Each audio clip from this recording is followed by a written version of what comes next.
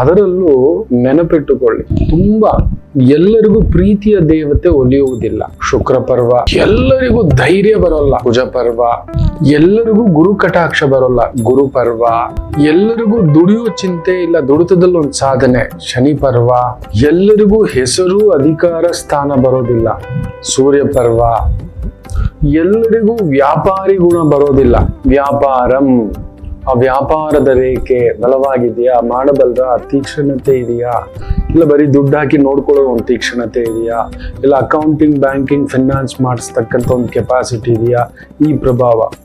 ಆಕಸ್ಮಿಕ ದುಡ್ಡುಗಳು ರಾಹು ಪ್ರಭಾವ ಇದೆಯಾ, ಆಕಸ್ಮಿಕ ಗಂಡಾಂತರಗಳು ಅದು ನಮ್ಮ ರೇಖದಲ್ಲಿದೆ. ಆಯುಷ್ಯ ಗಂಡ, ಆರೋಗ್ಯ ಗಂಡ, ವಿವಾಹ ವಿಚ್ಛೇದನ, ಮಕ್ಕಳ ಒಂದು ಅಕಾಲಿಕ ನೋವು, ಬಿಟ್ಟು ಹೋಗೋದು ಎಲ್ಲವನ್ನು ಭಗವಂತ ಇಟ್ಟಿದ್ದಾನೆ.